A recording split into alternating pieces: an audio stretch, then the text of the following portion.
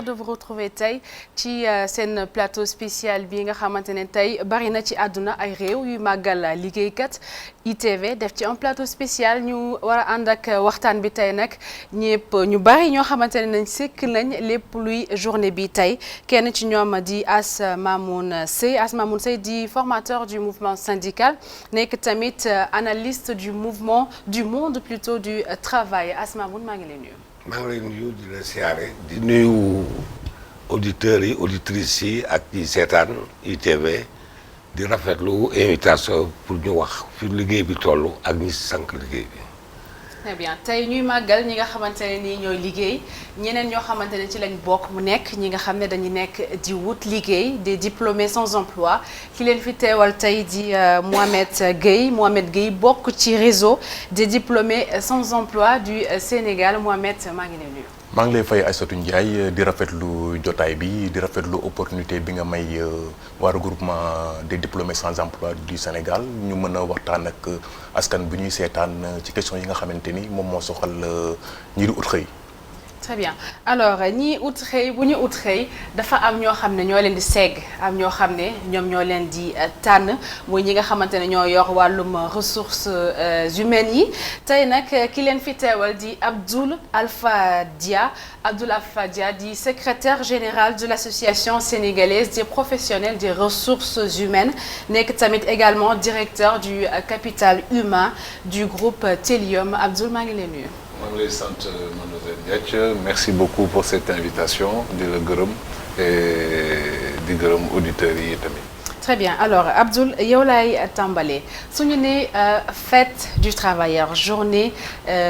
fête du travail yéen en tant que professionnel des ressources humaines comment vous le vivez? Bon.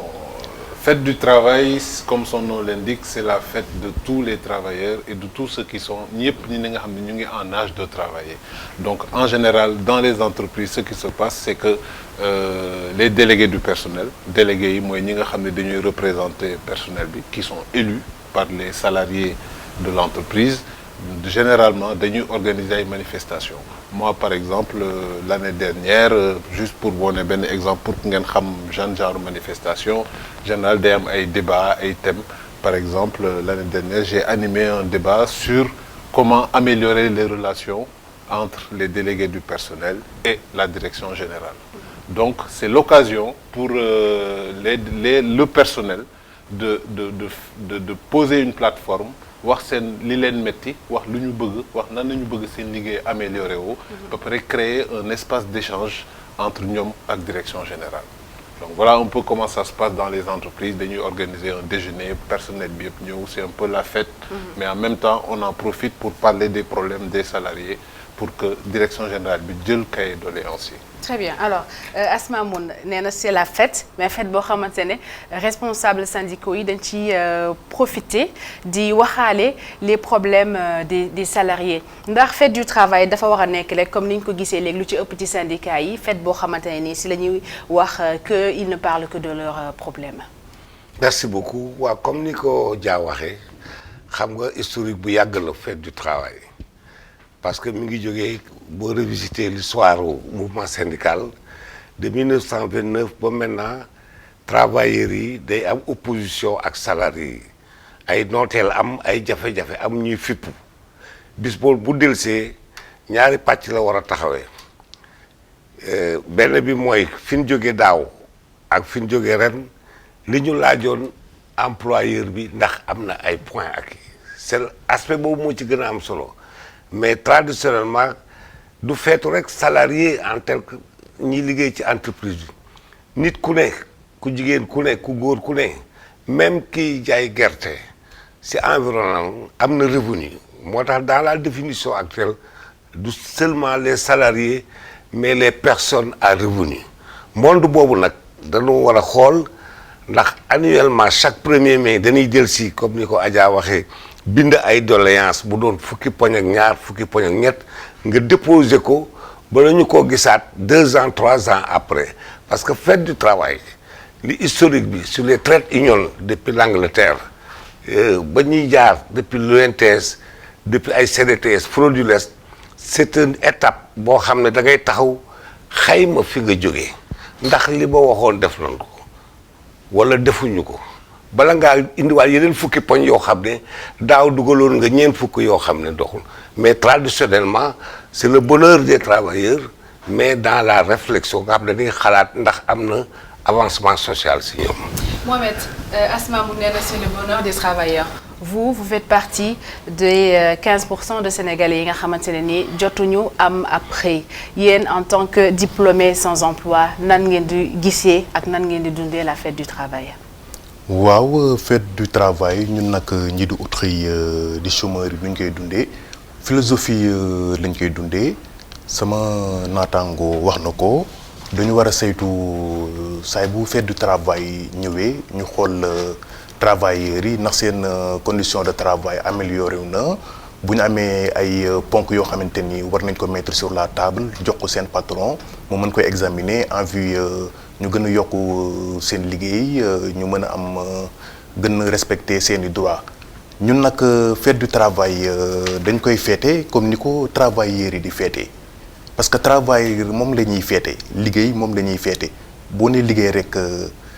da ngay xalaat ñi nga xamante ni ñoom ñooy liggéey ak ñi nga xamante ni liggéeyuñu da ngay xalaat sax retraité yi parce que retraité yi dañoo liggéey ba xëy retraité ko travail nag moom dañuy sargal travail moom mooy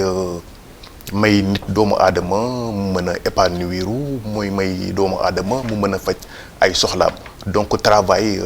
dafa baax moom moo tax moom la ñuy sargal waaye tamit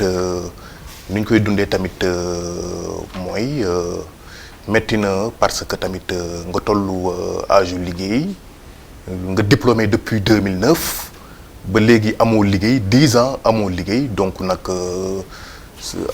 à la fin ni ñu koy dundee mbégte la d'une part mais tamit naqar la d'autre part. Très bien Abdoul Alpha ñoom ñu ne mbégte la d'une part naqar la d'autre part yow ngay responsable RH ci benn entreprise ndax yow en fonction des CV yi ngay jot ndax sénégalais yi ñoom mën nañoo ut liggéey. C'est le vrai problème. Le vrai problème bi ñu am ci dëkk bi mooy que la plupart des jeunes sénégalais yi nga xam ne ñuy génn ci système éducatif bi on ne les prépare pas à la recherche d'emploi duñ leen préparer à l'insertion professionnelle et loolu c'est devenu d'autant plus grave que entreprises yi nga xam ne traditionnellement ñoom ñoo doon finaliser la formation du jeune parce que entreprise normalement moo lay jël boo paree jàng jox la stage lu ñu woowee ay stage te stage yooyu normalement xaar ñu woon dara ci yow dañ la doon jël pour gën la jàngal boo xasee ba jàng nga mën a kii mais léegi entreprise dañuy wax que soo amul 4 ans 5 ans d'expérience bëgguñu donc effectivement su fekkee ni que mosuloo liggéey nan ngay amee expérience mais loolu sax grawul mais lu gën a grave pour man mooy que les jeunes suñuy génn système éducatif bi amuñu les moyens pour dugg ci milieu du travail je m'explique ça veut dire que technique de recherche d'emploi doo ko gis jeunes yi seen CV du baax seen lettre de motivation du baax même suñu ñëwee en entretien lu ñuy waxee sax du baax ça c'est juste quelques exemples concrets moi chaque jour par exemple je reçois 10 15 20 CV et je suis pas le seul ñëpp ñuy def RH tey boo toogee chaque jour di nga recevoir ay CV et un CV un bon RH 10 secondes mun nga xam li ci nekk donc en 10 secondes mun nga xool CV bi xam ndax baax na wala baaxul wala intéressé wu la malheureusement on ne prépare pas ñëpp ñi di dugg ci milieu du travail à ces techniques là ça c'est un des soucis entre autres Mohamed. waaw li muy wax. est-ce que yéen au niveau de votre association yéen a ngi def comme da ngeen dajale ñoo xam ne dañu am ay lijaasa te amuñu xëy yéen a ngi def ay jéego ngir jéem a régler les problèmes yi mu wax léegi nii parce que nee na ñoom au niveau des RH problème yi ñuy am mooy que ni nit yi mënuñu ut liggéey ndax xamuñu sax nu ñuy bindee CV. waaw li mu wax dëgg la ñu bari dañuy génn université les diplômés sans emploi dañuy génn fraîchement de l'université enseignement théorique lañ fay dispenser su ko defee nag bu ñu confronter le monde de l'emploi du ñu mën a liggéey parce que opérationnel luñu li mu wax dëgg la des fois da ngay dem di defi entretien ressources responsable des ressources humaines bi ngay jàkkaarloo daf lay wax lan nga mën bu la nee lan nga mën yow doo xam loo koy tontu tellement que enseignement bi ñuy dispenser université c'est général en plus c'est théorique mais tamit loolu warta doon raison boo xamante ni dañuy évincer les chômeurs parce que boo demee di laaj liggéey dañ leen ne ban expérience nga am tandis que koo mayul opportunité mu liggéey du am expérience ñi am expérience 10 ans am expérience 5 ans dañ leen may opportunité ñu am expérience loolu moo tax ñu mën a war a gëstu les diplômés sans emploi du Sénégal may leen opportunité yoo xamante ni dinañu mën a am stage parce que d'ailleurs dans la convention état entreprise maanaam li nga xamante ni moo tënk état tënk entreprise dañoo war a def en telle sorte que étudiants yi nga xamante ni ñoo génn université ñu jël leen dans les entreprises mais balaa booba ñu mën leen a tàggat mën leen a joxe stage léegi nag su ko defee nag stage bi bu paree ñu mën leen a signer contrat bi nag bu weesoo 2 ans ñu mën leen a defal embauche. waaw. Très bien alors Asmamoun yow ngay spécialiste analyste du monde du travail nan nga gisee monde du travail actuellement. c'est ça xam nga dafa am benn environnement institutionnel boo xam ne bu ñu ko amélioré wul dans le droit du travail xale yi nga xam ne dañu jàng génn duñu gaaw a am liggéey comme ni nga ko waxee donc premier facteur bi mooy le capital l'État vous les patrons en quelque sorte c'est le profit njariñ li ak avancement société bi la te bu njëkk législation du travail comme ni mu ko waxee dañu war a am contrat à l'essai parce que du CV bi rek CV bi mën na doon kilométrique diplômé mais le travail c'est pas la connaissance mën nga jàng droit wala nga jàng sociologie mais buñ la yóbboo usine mécanique da ngay réer donc yéen enfin je dis yéen je m'excuse mais da ngeen war a commencer indi la législation du travail en termes de contrat d'apprentissage dafa am contrat de formation professionnelle dafa am kon ki am master 2 bëgg a liggéey entreprise yi bu fekkee ne état bi sawar na ci l'emploi des jeunes am na ngëm-ngëm dafa war a instaurer un partenariat avec les entreprises les services pour que xale yooyu nga génn ñu dugal leen dans un contrat d'apprentissage 3 mois la 6 mois la nga dem contrat d'affirmation balaa CDI di ñëw parce que léeg-léeg wax na dëgg da ngay ñëw mënuloo ko bu la jàppalee nga dugg sax contrat à durée déterminée ngay am 3 mois 4 mois je pense que am na contexte boo xam ne état bi avec le patronat on reviendra ci inspection du travail bi am na gëstu ak liggéey boo xam ne bu ñu bëggee jàppalee xale yi dañuy reformuler le système de contrat pour que xale yi ça existait dans les années 82 83 les pays africains comme le Niger ay Bénin bu ñu xale yi génnee université dañuy def li nga xam ne moom la Sénégal di wax service civique Sénégal moom dafa jël service civique boobu pour la forestation et cetera mais loolu idéal fondement mooy xale yooyu génn te am ay connaissances larges dañuy def 2 ans ñu yóbbu leen ci ay services ñu def contrat d'apprentissage maintenant nag il appartiendra à l'employeur de voir les qualités les aptitudes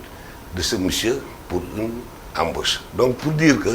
ensemble lañ war a créer cohérent la part de l'État la part des organismes la part du monde du travail pour revisiter ces types de contrats pour permettre à ces jeunes d'être insérés je rectifie tamit woon notion boo xam dañ ko war a seet et ils sont pertinents là-dessus les ressources humaines le chômage et le sans-emploi il y a eu des fois day jaxasoo parce que sans-emploi moo ko xam mosul liggéey chômage mooy mas nga am benn ñaar nga jeexal notion boobu tamit dañ ko war a ci association yi jéem ko gëstu ba xam ne ñii dañu génn amuñu benn connaissance professionnelle dañ leen war a tàggat comme ni nga ko waxee insérer leen dans le tissu productif ñëlee amuñu niveau bi liggéeyuñu parce que day am ñu bari dañ war a xëy mais amuñu capacité opérationnelle pour liggéey donc environnement bi lañ war a seet et ça l'État a une responsabilité énorme dans la législation du travail ce qui est caduque parce que de 44 à maintenant les conventions collectives tout ça c'est dans les oubliettes. Très bien alors Abdoul est-ce que yéen da ngeen di bàyyi xel li muy wax comme que nii am na ay débutants on doit les accompagner am na ñoo xamante ne accompagner leen sax ba confirmer leen comme il y a d'autres ñoo xamante ne nii am nga droit laaj leen parce que les gens se plaignent quand même lu bari parfois ci expérience bi ñuy laajte da ngay gis benn poste c'est minimum 10 ans d'expérience donc ça veut dire que d'office les débutants ils sont exclus. Effectivement, ça c'est un problème parce que aujourd'hui il y a deux phénomènes yi nga xam ne mi ngi am dans le milieu de l'entreprise qui questionnent l'avenir de l'emploi. Et en Occident, gars yi commencé nañ ko réfléchir depuis plus de 30 ans. Premier phénomène bi mooy li ñuy woowee le phénomène de l'automatisation. Xam nga automatisation mooy lan mooy li nga xam ni da nga ko doon def manuellement aujourd'hui benn machine da ñëw defal la ko. Loolu ça a créé beaucoup de transformation de l'emploi ba nga xam ni que foo soxla woon fukki nit léegi ñaari nit nga fay soxla. Deuxième problème bi am mooy li ñuy woowee la mondialisation. La mondialisation dafa créer une sorte de concurrence mondiale et un marché mondial bi nga xam ni que aujourd'hui yow mun nga nekk Sénégal mais bu fekkee ni que ñi ngay bëgg a liggéeyal il coûte cher nga recruter ay nit en Chine ñu liggéeyal la pour 10 fois moins cher. ñaari phénomène yooyu dafa tax ba nga xam ni que emploi dafa resserré wu. Est-ce que du loolu mooy tax nit ñi parfois ñu naan que ni entreprise yi Sénégal dañu am complexe ñi nga xamante ne nii dañu jógee à l'étranger est-ce que cela voudrait dire que ni ñi jàngee bitim réew bu ñu ñëwee ñoom ñooy. loolu tamit c'est un phénomène bi nga xam ne gis naa ay entreprises yi nga xam ne noonu ñuy def soo génnewul HEC France wala HEC Montréal ak yow rek ñoom duñu la jël loolu am na mais c'est un phénomène pour moi périphérique man là où je voulais insister mooy le fait que la nature du travail moo changé ce qu'il faut savoir c'est que fii ak 5 10 15 20 ans CDI du amati parce que loolu ça va disparaître CDD du amati aujourd'hui il faut qu'on réfléchisse comme ni ko sama collègue waxee il faut qu'on réfléchisse sur les nouvelles formes de travail da ngay gis par exemple en France nga xam ne dañ ko comprendre ba nga xam ne léegi dañoo tas liggéey bi da ngay gis lu ñuy wooyee du temps partiel temps partiel mooy da ngay liggéey demi-journée am na li nga xam ne du ñu wooyee du temps partagé mooy lan man loolu liggéey naa si en France c'est-à-dire benn jeune bi nga xam ni de 8h à 10h il va travailler dans tel restaurant de 10h à midi mu dem liggéeyee feneen ngoon si il mun na liggéey si ñeent wala juróom entreprise en même temps ça c'est du temps partagé donc ça veut dire que il faut que ñu commencer à réfléchir sur les nouvelles formes de travail parce que travail ni ñu ko xalaate woon traditionnellement amatul. Très bien. L'autre point juste pour terminer li ma bëggoon wax pour rejoindre mon ami mooy que effectivement sur le plan macro il faut que il y ait un espace d'échange entre les différents acteurs yi nga xam ne ñooy intervenir ci emploi état bi war na ci bokk état bi teg na ay dispositifs ay ANPEJ ak yooyu pour accompagner les jeunes n'est-ce pas les entreprises il faut que ñu sensibiliser leen en passant par les organisations faîtières mais il y a aussi les collectivités locales nga xam ne duñu leen gis ci jeu bi moi quand j'ai travaillé pendant 2 ans en France dans une structure bi nga xam ne suñu projet yi lan la woon chaque fois dañuy ñëw dans un bassin d'emploi réunir entreprises yi réunir mairie bi état bi ñëw ñu toog les 3 acteurs la toog ne léegi naka na ñuy toppatoowee la question de l'emploi entreprise yi jël ay engagement ne que ñun on a des besoins et on s'engage à recruter ñi ngeen duñu jox association yi ak ñii di ay ANPEJ ak yooyu ne nous on s'engage à former les jeunes pour andil leen ko état bi ne ñun on s'engage à financer donc ku nekk jouer rôle est-ce que vous voyez mais tant qu'il n'y a pas cette sensibilisation de tous les acteurs su fekkee état bi rek mooy def préoccupation dans sa tête la question de l'emploi et que l'entreprise nekkul préoccupation les collectivités locales nekkul seen préoccupation du ñu mën régler la question de l'emploi je pense que ça aussi ça manque cet espace-là nga xam ne tous les acteurs dañuy daje pour mën a waxtaan ci question emploi bi. Très bien alors Mohamed yéen xam naa ni ci wutum liggéey bi ngeen nekk ak di kaasal ñi nga xamante ne ni ñooy wut liggéey ci amuñu ko certainement di nga rejoindre li nga xamante ne moom la Abdoul wax que ni nit yi dañu war a booloo quand même toutes les parties prenantes parce que yéen tamit ci ngeen bokk ah ci waxtaan bi bu mu wax ni moom la ñu war a sumb ci ngeen war a bokk. Absolument loolu mooy régler question de l'emploi boo ko bëggee régler da ngay woote benn ndaje boo xamante ni ñi ko war a waxtaan ñoo ko war a waxtaan les employeurs les travailleurs ak ñi nga xamante ni ñoom ñooy laaj xëy si waxtaan boobu nag si la conclusion di am conclusion yi nag ñu daal di koy appliquer d'ailleurs le gouvernement du Sénégal mosoon na lancé lu ñuy naan présidentiel de l'emploi conseil présidentiel de l'emploi doon na ko annoncé depuis 2016 mu ne woon 2017 la koy taxawal mars 2017 mais jusqu'à présent ñu ngi toog di xaar conseil présidentiel de l'emploi ba léegi kenn teniru ko grand bi tamit li mu wax dama koy contredire ci ay yenn aspect les pays développés foofu ngay mën a liggéeyee d'un temps partagé maanaam liggéey fii 2 heures de temps dem fa liggéey fii 3 heures de temps liggéey fële 6 heures de temps ñun nag nous sommes un pays en développement réforme du travail laalu guñu gouvernement du Sénégal doon da lancé 3000 et quelques emplois yoo xamante ni disponible nañ dans la fonction publique fu mu nekk nii lépp pourvoir uñu ko des na emploi yoo xamante ni kenn occupé wu ko def naa war na toll ci ay 1000 et quelques lu tax emploi yooyu mënuñu ko jox ñi nga xamante ni ñoom ñoo sortir fraîchement de l'université. donc yéen parewu leen pour liggéey à temps partiel bu ñu demoon ci comme ni mu ko waxee sànq ni comme ni ñu koy defee ci yenn réew yi ci àdduna ne kii day liggéey jour yi kii liggéey jour yi parewu leen pour def loolu. mais pour qu'il y ait un temps partiel il faut que réew mi tollu benn niveau boo xamante ni y a beaucoup d'entreprises liggéeyukaay yi bari nañ. waaw. mais bu liggéeyukaay yi bariwul itam ñii liggéey bari ndax duñ ko mën a def ay pàcc bu ñuy ñëwee bii nii ñee ñëw ñële ñee ñëw ñële. c'est fait pour ça. justement environnement c'est-à-dire que lii nga gis bitim réew ñu koy def dans des zones localisées de manière très parcellaire c'est un besoin collectif ici. c'est-à-dire que li ñuy def tuuti fële. loolu nañu gën a soxla fii parce que aujourd'hui da nga gis benn entreprise mu ne la man mënuma fay kenn à temps plein bëgg naa jël nit. mais liñ may laaj pour ma fay ko suñ ko déree jël en CDI à temps plein mënuma ko te nit ki peut-être 3 heures laa ko soxla par jour. loolu am na ci restauration yi da nga gis sur les restaurants par exemple mën nañu daje. ñu am ay personnel ay serveurs ak yooyu. Qui ne man j'ai besoin d'un serveur pendant 3 heures qui ne moi j'ai besoin d'un autre serveur pendant 2 heures qui ne moi j'ai besoin d'un serveur pendant 3 heures mais ñu seddoo salarié bi c'est justement fait pour les contextes yi nga xam ni il y a des difficultés pour recruter. dëgg la c'est pour apporter plus de souplesse plus de flexibilité et permettre à ñu le maximum de personnes ñu mën ci bokk. dëgg la li muy wax ni bëgg naa si yokku quelques kàddu moom li muy wax ni xam naa ne Sénégal moom pareegul pour mu am. parce que ki ma dendeel nee na législation du travail dañ ko war a mettre à jour. waaw war nañu mettre à jour législation du travail pour que grand bi solution yi nga xamante ni moo am Europe du mën ko implanter fii ci Sénégal. parce que li koy illustrer mooy boo demee di liggéey ci centre d'appel yi convention état d'entreprise moo am ci diggante état bi ak centre d'appel yi. foofu y a une exploitation criarde boo xamante ni moom la ñuy def les étudiants parce que dañuy passer tout leur temps 8 heures de temps 6 heures de temps di liggéey te des fois duñ leen jël sax si duñ leen ay 80 000 dañ leen di fay à la fin du mois. ce qui est précaire. Très bien alors As Mamoun yow spécialiste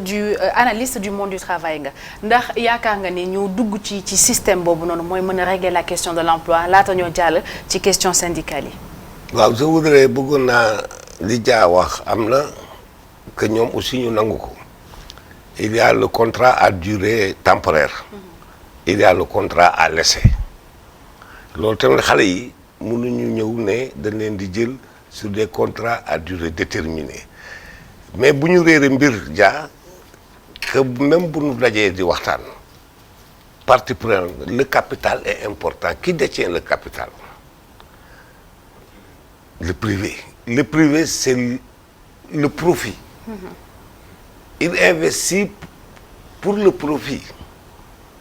donc même bu état du Sénégal def na ANEJ def na FONGIP et cetera mais yu ci bari c'est des orientations dans le financement est-ce que bi fonds boobu nga xam ne moo yor ANEJ ñëpp xam nañ ko est-ce que am na organisme de contrôle pour ne priorité d'embauche actuellement étudiants yi la wala spécialiste en agriculture la est-ce que spécialiste et cetera et cetera donc c'est des financements orientés. Le problème ne se trouve pas le problème il faut que nous sachions que nous sommes un pays développé mais un pays qui réfléchit pour améliorer le monde du travail. Ce qu'il faut, il faut que l'État s'engage à dire que c'est lui qui a la charge et l'obligation, pas de donner de l'emploi, mais d'orienter les jeunes à avoir un emploi. Dans le monde moderne, vous avez vu, aux États-Unis par exemple, c'est le phénomène de la contractualisation. Le privé ne vient pas directement, il le sait embaucher. Il crée un organisme avec Dia, qui est spécialisé dans le marché, qui est là-bas. Tu te présentes à Dia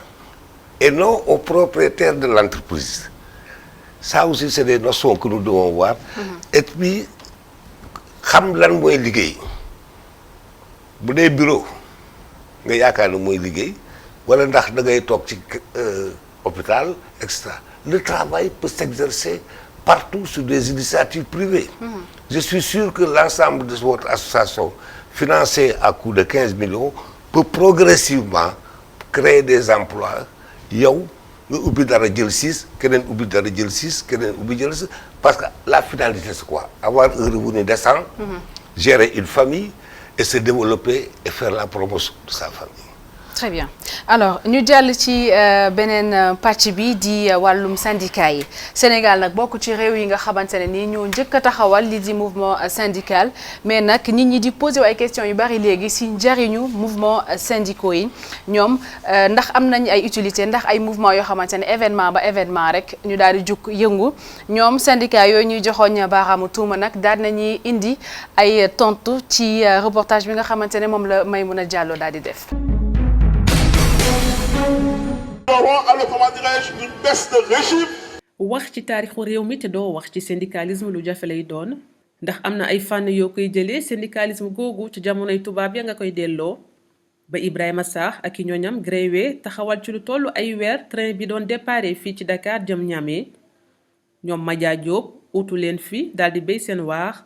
waaye ñaar fukki at yi nii ñu génn néew na ay jéego yu ñu mën a jël daal di koy teg ci kaw syndicat wu réew mi ba tax ñëpp di laaj lan mooy njëriñu syndicat ci Sénégalu tey gii. Action syndicale du nekk ci rajo ak ay télévision di wax xam nga lan la de tous les jours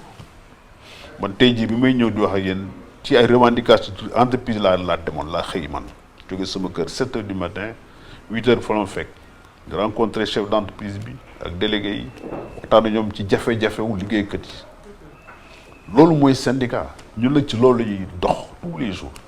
loolu nag lu ñu nekk ci ay rajo di ko wax mais liggéeykat yi ko séqal xam nañu ko. importance booloo bokk ci biir entreprise pour défendre suñu yella et boo leen wonee jox leen ay exemple won leen ay entreprise yoo xam ne xëy na ba avant syndicat dafa ñëw lu ne daj nañ ko mais bañ commencé ba dugg ci syndicat ba commencé négocier dialogue am na et puis direction bi commence na reconnaître que seen existence. ay bés ci ginnaaw centrale yi gën a mag ci réew mi siiwal nañu ne weer yi di ñëw comme mooy ab grève générale dana am ci réew mi loolu di fësal rek critique yi nga xamante ne ni ñooy wax ne syndicat yi 1er mai ba 1er mai rek lañ leen di dégg. yokk nañ SMIC bi yokk nañ SMAC bi yooyu yëpp c'était des revendications mais ñu am ci nag ñaar revendication yoo xam ne ba léegi moom dafa des moo waral coow li muy salaires yi augmentation généralisée des salaires parce que nous l'avons demandé. Plus maintenant, la convention collective nationale interprofessionnelle aussi, qui date de 82. Xam nga juddoo woon 82 tey jii ñu ngi ci këru liggéeyukaay yi kon war nañ xoolaat seen nekkin loolu rek la ñu wax ñu ngi ciy waxtaan nag mais dafa yeex. mu am blocage parce que patronat bi montré wul volonté réellement aller vers des solutions ñu constaté ko comme un facteur de blocage ci négociation. buñ ci amul en tout cas ay engagement yu leer dañuy déposer préavis nag du da ngay déposer tey suba nga grève loi bi dafa leer da ngay déposer préavis pour yëglu am nga 1 mois boo ko déposer pour ouvrir des négociations ak patronat bi ak état. leneen li askan wi réere mooy ginnaaw défilé gi ak añ yu neex yi lan mooy njëriñu cahier des doléances yu ñuy jox président de la république am na sax ñuy wax ne cahier yooyu suñu leen dugalee ci tiroir ya foofu lañ leen di fàtte. ñun li ñuy bañ mooy revendication yi ñuy posé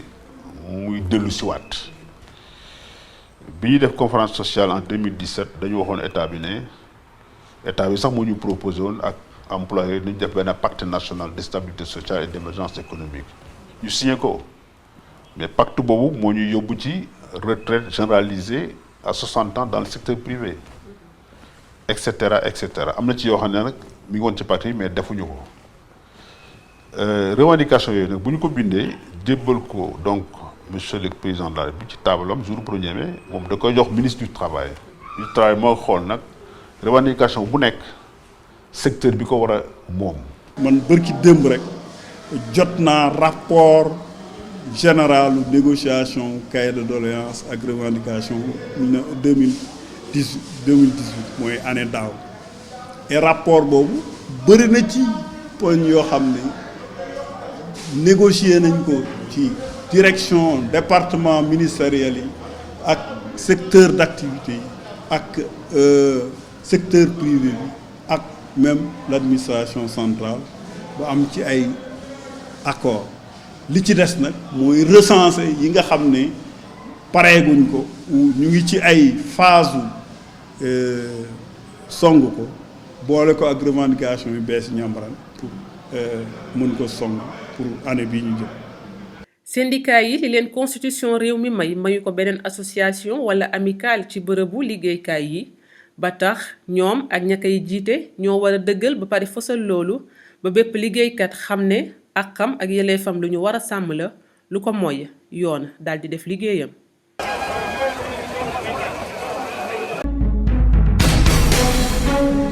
jëf Maïmouna Diallo Asmamoun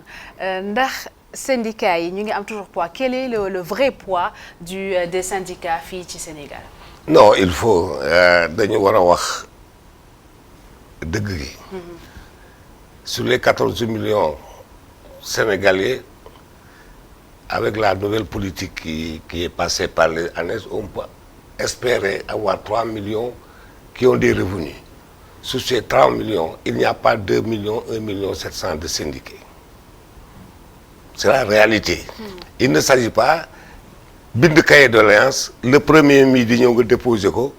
20 nga ci defoon nga naan négocier nañ ko négocier et obtenir ay résultats bokkul. fi mu toll boo defee analyse depuis l'ONTS bañ a dem ci kaw ay 68 69 à chaque étape. ci évolution syndicat politique dugal na ci loxoom tas ko tasaare ko ji gedd jaar na leen loolu moo indi woon ay fraudulence ay CSA et cetera ñaareel bi leader syndicaux yi ñu si bari gëmatul leen parce que avantage yi nga xam ne moom mi am ay BIT ay OIT ay conseil d'administration IPRES caisse de sécurité sociale binduñu fenn secrétaire général bi moo fa war a dem siège ñaareel bi travailleurs yi yaa ko wax léegi booy li ngeen wax face à cette inquiétude bi nga xam ne moo am dans le monde du travail les travailleurs ne sont pas formés c'est pourquoi 82 on avait écrit un livre bu tudd participation des travailleurs comme stratégie de développement ça voulait dire que liggéeykat yi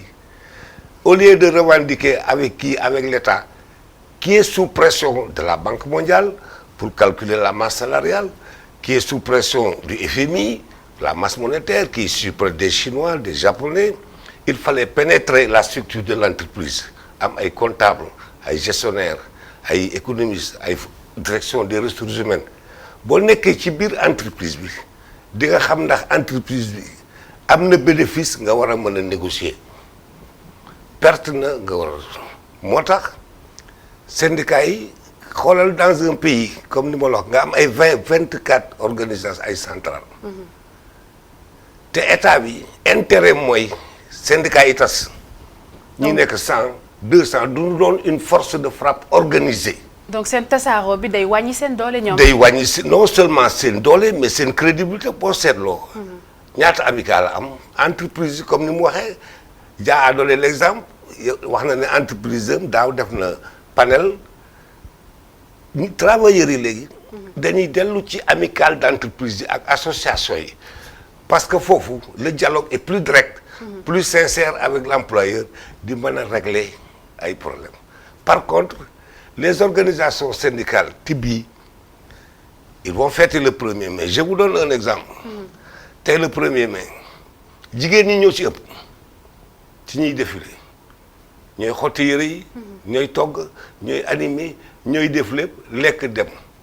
boo liiree plateforme bu revendicative bi amul benn poñ wala ñaar bu intéressé jigéen ñi kon leur souci c'est d'être présent, de discuter dans les délégations. Si tu vois aujourd'hui le soir le président de leen di recevoir sur 100 personnes, ce sont les hommes qui vont donner le même cahier et les mêmes points de revendication yi amoon 2017-2018. Donc émiettement mouvement syndical bi désyndicalisation bi am moom wax na ko sax ci biir nit ki talatul topp leen te seeni problème du réglé li mu tal mooy am fu muy ñaxee liggéey sauver sa famille élever ses enfants. te histoire bi de le renouveau syndical en 82 bi ñu koy def ba indi participation responsable c'était pas pour nommer ay ministres comme ñoom Assane Diop ñoom Adja Fandongo ñoom Farba Lo ci biir gouvernement bi parce que quand tu es là-dedans tu es lié. L'idée moo doon jël travailleurs yi former leen ñu doon des acteurs incontournables du système économique fu capital bi taxee wax ñu ne ko set loolu du dëgg nii la demee moo tax wax na ko sànq capital bi day organiser wu moom tamit day tëju comme ni syndicat yi tëjee boo suivre le revendication enseignants yi daaw jéeg au début c'était une union sacrée 6 mois la ndaw Cumestas Sueltas parce que c'est le politique qui oriente ces hommes dañ au lieu bu ñu ñëwee ci syndicat bi bàyyi seeni parti ak fi ñu jógee ñooñu nga xam ne ñoo yor bokk ñoom kuréel ñooy indi influence bi. L'avenir du mouvement syndical est sombre. Ils existeront moom wax naa ko démb seen rajo bi mais li leen yaakaaree parce que même boo seetee définition bi dañ ne défense matérielle moraux d'État certes mais dañu wax ne organisation démocratique la qui œuvre pour l'amélioration des conditions de vie de travail et le développement et la prospérité de notre nation. Donc ñoom fu ñuy élaborer ay politique économique fu ñuy élaborer plan de développement dañu war a teew joxe ci seen xalaat mais ils sont absents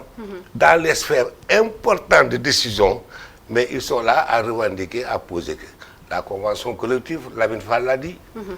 ça fait 3 ans, 4 ans, le secteur de la pêche est en agonie. Voilà le problème. La réalité, c'est que nous devons refaire nos forces. te ñoom ñëpp koo ci wax ne kaay def unité organique 1 million de travailleurs dans la rue, l'État va accepter les revendications. Alors Abdoul Alpha Dia yow nga nekk ci entreprise bokk ci top management bi quel est le poids des mouvements syndicaux au sein de l'entreprise? Justement, je confirme ce que monsieur disait, les syndicats ils sont en danger. C'est une agonie. Parce que ce qu'il faut savoir, c'est que dans l'entreprise, il y a d'abord les délégués du personnel. Et ça, c'est régi par la loi. C'est-à-dire qu'à partir d'un certain niveau d'effectif, l'entreprise a une obligation de créer une délégation du personnel. Je crois que c'est 30 personnes ou 50 personnes selon les secteurs. Donc, loi oblige nga am ay délégués du personnel, dañuy organiser benn élection, salariés yi tànn ki leen di représenter. Mais ça, c'est à un niveau local et micro, c'est-à-dire au niveau de l'entreprise. Maintenant, les syndicats, les délégués du personnel, yi salariés yi élire, si ñoom la ñuy jël, ñu affilié wu benn syndicat. Donc, vous voyez, il y a une différence entre les délégués du personnel en entreprise et les syndicalistes. Normalement, les syndicalistes gèrent des questions plutôt macro, des questions liées à un secteur d'activité, un métier, etc. Et les délégués. Nous, en entreprise, on est plus en contact avec les délégués du personnel. Et ce qu'on constate, c'est qu'il y a une transformation vraiment profonde des dynamiques collectives en entreprise. C'est-à-dire, aujourd'hui, da ngay gis, par exemple, damay joxe benn exemple pour que nit yi mën a gis vraiment lu ñuy wax man mun naa nekk ak nit liggéey ak moom pendant 5 ans. du ko gis musuñu gisante soit par email lay nekk ou bien par conf call, ou bien par téléphone. Est-ce que, je ne sais pas si vous vous rendez compte de l'impact de ce type de relation dans les dynamiques collectives. Parce que ça veut dire quoi? Ça veut dire que léegi damay liggéey ak ay nit yi nga xam ni xawma leen. damay liggéey ay nit yi nga xam ni amul relation affective ak ñoom. C'est une virtualisation des relations. Et donc ça day yàq le lien social. Là où nga xam ni les dynamiques collectives nit yi dañ doon daje pour mën a waxtaan def réunion nga xam ni effectivement il y a des choses qui se passent loolu lépp amatul. Donc cette virtualisation des relations là dafa damm le lien bi nga xam ni fa la délégation yi doon kii. Aujourd'hui les délégués du personnel amatuñu benn vraiment importance dans l'entreprise. Mais lan moo tax en entreprise ñi nekk ci ñi jiite entreprise yi dañ leen di jël taf leen ci seeni wet mais employés yi d'habitude ñoom ñeneen ñi nga xamante ne ñoom la ñu war a teewal dañuy jàpp ni que ñële ils sont plus du côté des boss que de leur côté. C'est le rôle du capital. Le chef d'entreprise il a plus intérêt. Il a plus intérêt. ñu bañ a Il a parfaitement raison. Le délégué personnel est élu suivant les dispositions réglementaires et statutaires. Bokkul ak le délégué syndical. Et toujours il y a conflit parce que le délégué syndical fële la bokk ci centrale ba. di dem foofu. alors que délégué du personnel bi ci biir entreprise bi la nekk. Le capital Adja. Le privé c'est comme une organisation. Intérêt lay ut bu xamee ne fukki nit yi moom lañ d'accord am ñooñu lay travailler ñooy ñëw rek tas syndicat bi. Ok. ñëlee dañuy dem fële bala ñoo xeex a xuloo bu ma 2 mois 3 mois te ñoom mën nañ def fii bonbon tey au Sénégal usine de bonbon et cetera am capital déclaré ne fay nañ dem defi fële savon Côte d'Ivoire loolu travail da ko war a xam. li ma bëgg a kii rek. li ma bëggoon daanelee mooy ñun am nañu quand même une mauvaise habitude c'est-à-dire que dans notre dynamique syndicale. On a pris le modèle jacobin français. bi nga xam ni que y a une opposition entre les syndicats ak le patronat. Alors que si on prend le modèle allemand. nga xam ni on parle de co-construction. Moi je pense que c'est vers ce modèle-là dañu war a dem pour que mouvement syndical juddaat parce que aujourd'hui il n'y a pas meilleur relais dans l'entreprise que les délégués du personnel. Yow moi en tant que DRH par exemple su fekkee dafa am ay projets yu ma bëgg a def en entreprise su fekkee dafa am ay affaires yu ma bëgg a def. Les meilleures personnes yi nga xam ne laa mën a gis pour communiquer pour sensibiliser les salariés mais c'est les délégués du personnel. Le problème c'est que dañoo instaurer une relation conflictuelle quasiment systématique alors que finalement c'est les mêmes intérêts. Parce que même en entreprise booy ñëw di délégué bu ñu nee syndicaliste rek dañ koy jàppee ku bari histoire. koo xamante il est toujours contre ñi jiite. loolu nag c'est notre tradition française. Par contre si tu vas dans yeneen dëkk. Les délégués ils sont considérés comme des partenaires. Très bien alors mais. C'est de ça l'idée de cette participation responsable mais qui a été dévoilée pour d'autres intérêts. L'idée était que être en conformité de solidarité avec le patronat et le gouvernement, partager les réflexions et aller vers de l'avant.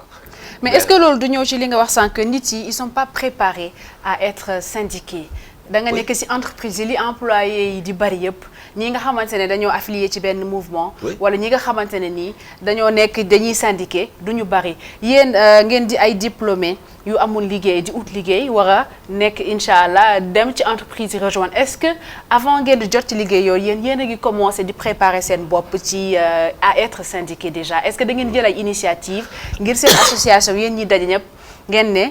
entreprise nii lay tëddee dina am lii mooy nekk syndicat lii mooy nekk les délégués est-ce que yéen a ngi ci tànk yooyu. waaw ñun ñu ngi ci tànk yooyu di xalaat une fois ñu am xëy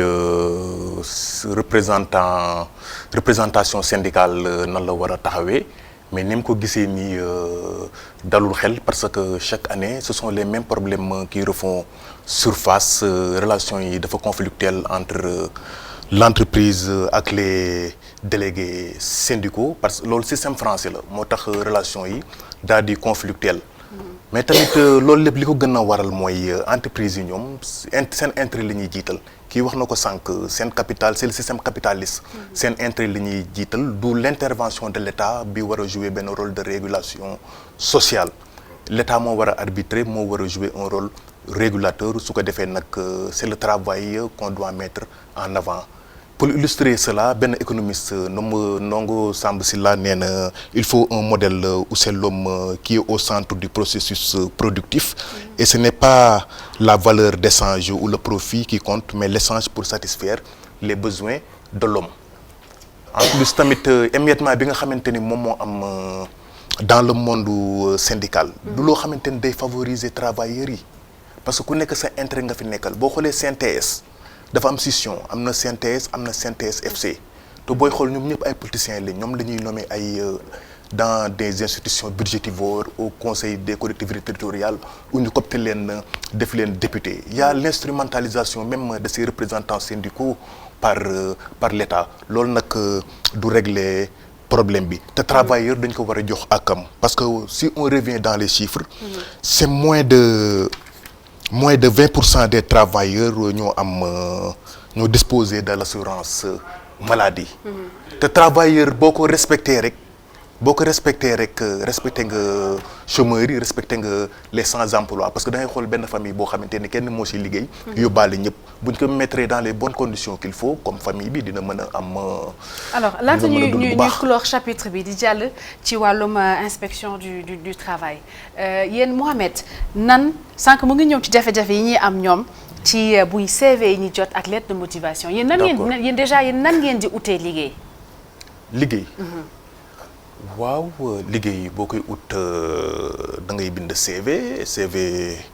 y a un modèle standard defe naa boo xamante ne noonu la ñuy defee CV. les spécialistes en ressources humaines amul benn modèle standard boo xamante ne noonu. y a plusieurs modèles. nga gis ki nga xam ne man jot naa benn CV bi nga xam ne waa ji bindu si ay coordonnées. d'accord donc boo ko bëggoon retenir sax xamoo noo koy jotee. bindu si sax email. nan ngay bu la intéressé nan nga koy woowee. par exemple CV bi nga xam ni amul sa formation. wala sa formation motul. wala CV bi nga xam ni amul sa date de naissance mun ñu xam ñaataat nga am. ndax tu es éligible wala est-ce que tu es mineur wala est-ce que dépassé nga âge retraite et cetera. donc y a pas un modèle standard mais il y a un certain nombre d'informations clés. yi war a nekk ci CV bi et puis yow ni ñu koy defee dafa war a def ba nga xam ni que nit ki su xoolee CV bi rek. war na gis le plus important c'est ce profil mais sinon amul un modèle standard. Tout à fait tout à fait. très bien alors ci Sénégal nag li di inspection du travail ñoom ñoo yor lépp looy xamante ne mooy bonne application ñoom ñoo koy saytu droit du travail ci Sénégal. voilà mu ñooy merci ñooy policier wu liggéey bi mbirum wàllum liggéey bi donc lu ci jëm ci contrat yeeg droit de grève yeeg licenciement abusif yeeg yëpp ñu ngi réguler di contrôler lépp ki nga xamante ne moo di Moustapha Gabar daal nañu doxantul ca inspection du travail.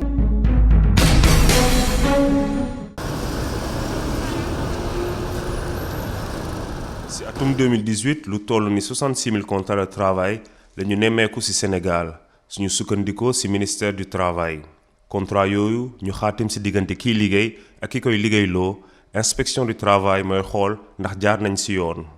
ci noonu moom mooy saytu ba xam këru liggéeykaay yile ñu ngi sàmmoo ak li leen war ci seen diggante ak liggéeykat yi. administration la boo xam ne aussi yoon daf ko jox ay mission yoo xam ne moom la war a doxal au quotidien moom la war a dérouler bokk na ci ay mission yoo xam ne ay mission juridique la. ndax inspection du travail day joxe day dimbali ci rédaction wu yenn texte de loi yi comme ay règlement ay loi ak ay convention collective da ciy dimbali inspection du travail aussi ci mission juridique yooyu bokk na ci day def li ñuy wax suivi application loi yi nga xam ne moom moo nekk Sénégal. waa ji di dëggal li inspecteur bi wax moom ay kayitam la indi ngir mu saytul ko. dama ñëwoon inspection du travail parce que dama am sunu entreprise dañuy def benn règlement intérieur mooy benn document la benn kayit la buy wax nan la entreprise bi di fonctionner naka la nit yi war a fonctionner ci biir entreprise bi donc damay ñëw andi ko fii man ak inspecteur bi ñu gisee mu wax ma lu mu ci xalaat ci li ma bind. ak su fekkee am na ay yëf yu dëppoo ak yoon bi wala yu dëppoowul ak yoon bi mu ne ma nañu changer lii léegi suñ koy changer après ñu doog ko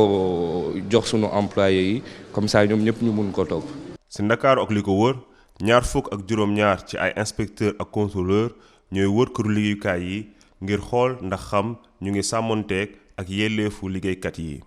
di leen xelal tamit si nan nañuy ñongalee seen koom-koom. inspection du travail policier wu liggéey la ndax yoon may na ko ay pouvoir de régulation may na ko ay pouvoir de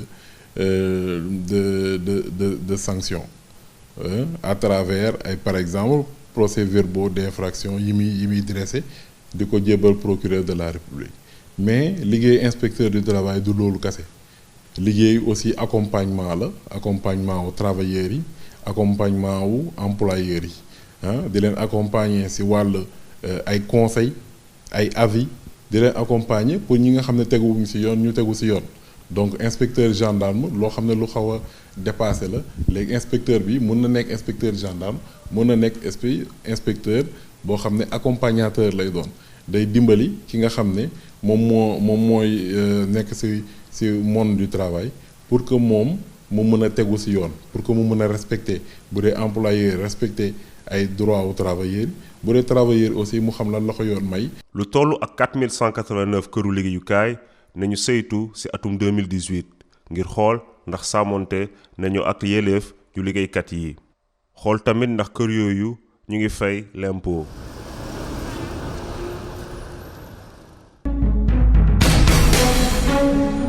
jërëjëf Moustapha alors Abdoul Alpha yéen li ngeen di liggéey ak inspection du travail bari na torop nan ngeen gisee ñoom ñi nga xamante ne ñooy seen police di dox parfois seen diggante ak ñii di liggéeykat yi nan ngeen gisee seen taxawaay ak seen liggéey. Effectivement li monsieur Diop wax am na solo parce que c'est même quelqu'un que je connais et li mu wax dëggal naa ko parce que effectivement inspection du travail ñaari rôle la ñu am normalement dañoo am benn rôle traditionnellement de contrôle. c'est-à-dire ñoom ñooy policiers yi am na le droit du travail dañoo war a normalement di vérifier que entreprise bu nekk mi ngi respecter droit du travail en termes d'hygiène de conditions de travail de santé de sécurité de respect des textes etc. Mais le problème bi ñu am Sénégal mooy que par rapport aux besoins inspecteurs yi amuñu moyens yi man da ngay dégg ay inspecteurs ñu ne la que ñoom ils ont un portefeuille de 50 entreprises amuñu oto amuñu essence amuñu benn moyen. Donc je pense que le rôle de policier ils ont du mal à le faire am nañu jafe-jafe vraiment pour surveiller entreprise yu bëri dañuy njublang di def lu leen neex mais inspection amuñu moyen di def les visites nécessaires pour sanctionner. Par contre là où l'inspection pour moi joue un rôle très important c'est dans le rôle bi mu wax mooy accompagnement des salariés. Moi en tant qu'association des RH chaque fois qu'on a besoin de l'inspection pour faire des interventions pour accompagner conseiller nit yi ils sont présents même man mi dans le cadre de mon boulot di nga ko laaj RH yëpp foo amee problème ak benn salarié wala salarié fu mu amee problème seen rôle accompagnement boobu conseil ñu ngi koy def. Mais le rôle de policier, ils ont beaucoup de mal à le faire. Man constat boobu la am. Très bien. Alors Asma Mboune, ils ont du mal à assurer leur rôle de policier. Est-ce que bokkul ci li yokk sax jafe-jafe ñi nga xamante ne ñooy employés yi ak li tax syndicats yi ci boppam ñoom amatuñu sax yenn doole yi parce que amuñu fu ñu jooytoo. Tout à fait. Xam nga il faut ñu rappeler ne à part l'inspection du travail, il y a la direction du travail et il y a le tribunal du travail. Vous avez parfaitement raison. Je suis d'accord sur certains aspects. Rôle conciliation bi, rôle régulateur social bi, manque de moyens. Mais ça c'est l'État. L'inspection du travail c'est un service public comme l'hôpital. Bu leen joxul jumtukaay yi, joxul leen matuwaay, joxul leen gëdd bi. Il y a ay conflits yoo xam ne mi ngi ci bureau inspecteur ay 1 an, 2 ans. C'est pourquoi organisation syndicale yi dañuy nommer kenn koo xam ne assesseur au tribunal du travail li ñu war a def mooy jox leen pas une indépendance mais une autonomie leen rek sanction bi ñoom buñ koy def c'est sur la base des procès-verbaux bu fekkee ne ñoom jubóowuñu les deux le travailleur am na sañ-sañ dem direction du travail kon jéggi na ko bu yeexee mën a dem tribunal du travail ce qu'il faut faire mooy li ma wax sànq ne il faut réformer si tu vas dans le cœur du droit du travail même le rôle de l'inspecteur bii dañ ko jox doole dañ ko jox gëdd jox ko sañ-sañ ak des moyens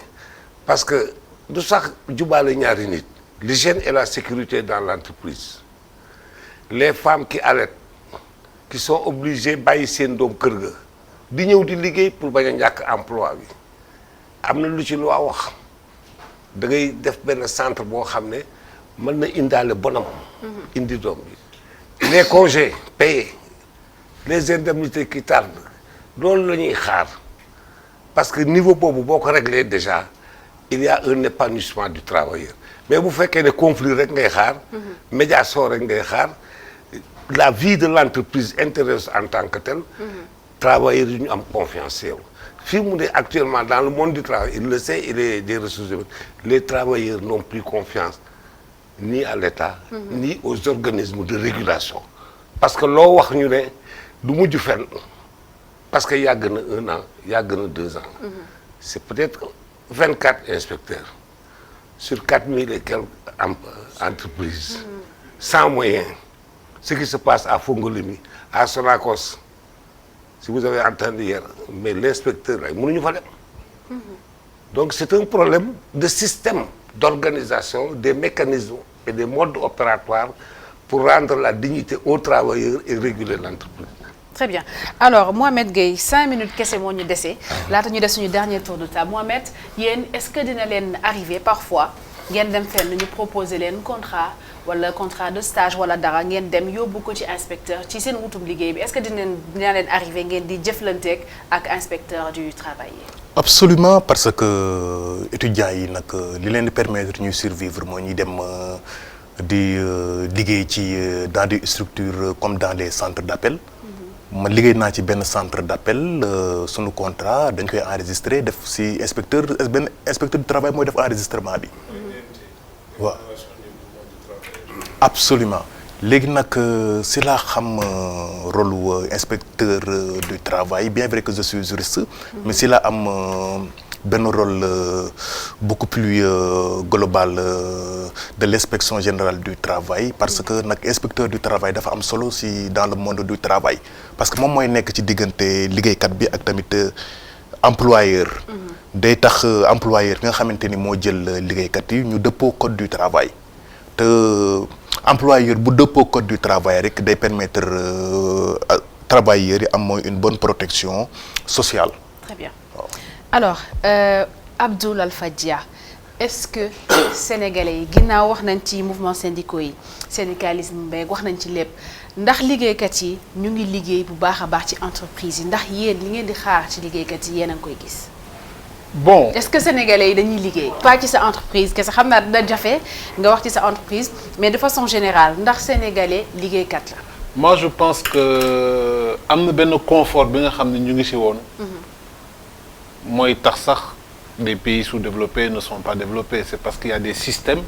qui ne permettent pas une productivité une performance qu'il faut mais aujourd'hui loolu dafa deñ parce que aujourd'hui adduna bi moo changé aujourd'hui la problématique ce n'est plus da ngay créer sa entreprise rek di dem problématique bi mooy soit sa entreprise day dox wala sa entreprise day fay mëntuloo nekk ci diggante bi parce que concurrence bi lépp loo gis léegi il y a une concurrence féroce c'est ce qui fait que aujourd'hui je pense que globalement Sénégal mi ngi jëm kanam et que les salariés sont de plus en plus conscients il y a une nouvelle génération nga xam ne ñu ngi dugg entreprise c'est une nouvelle génération de jeunes yi nga xam ni ils ont d'autres paradigmes nga xam ni gëm nañu leneen dañu bëgg a avancer ñu ngi dem mais le problème mooy que on le subit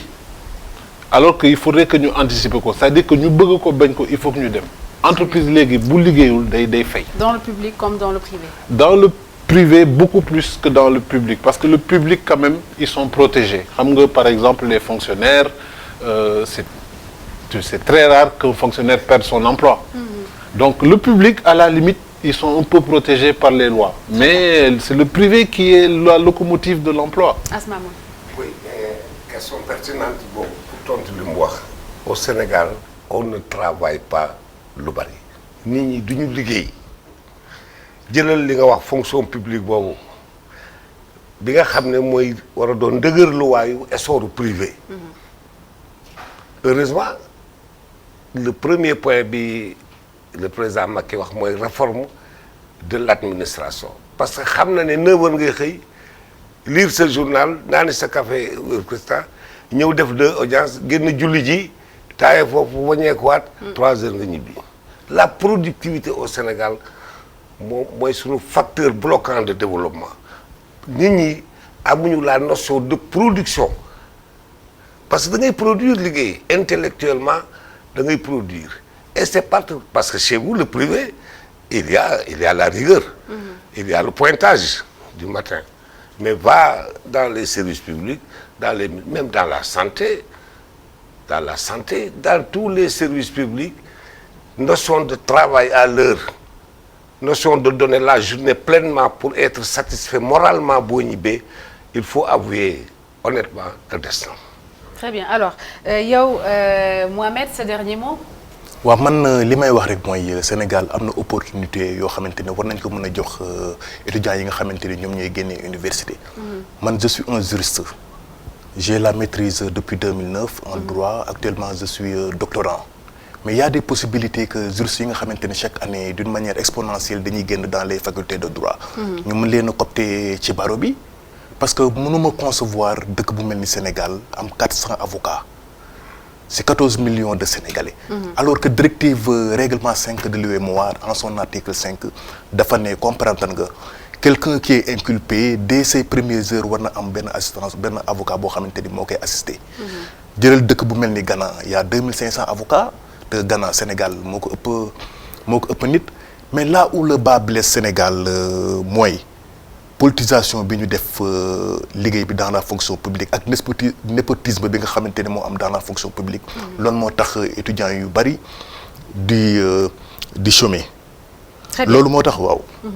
alors Mohamed Gueye maa ngi lay jaajëfal bu baax a baax. je rappelle que ñu ngi doon ànd ak yow ci plateau bi yow ngay membre du réseau des diplômés sans emploi du Sénégal ñu ngi doon ànd également ci plateau bi ak As Mamoun Sey nekk formateur du mouvement syndical et analyste du monde du travail ak kii di Abdoul Alpha Dia nekk secrétaire général de l'association sénégalaise des professionnels de ressources humaines et directeur du capital humain du groupe Telium di remercier toute l'équipe technique bi jàppoon ci réalisation bi nekk ci ginnaaw di vous remercier également vous téléspectateurs de ITV di leen jox rendez-vous très prochainement et bonne fin de soirée en compagnie de nos programmes.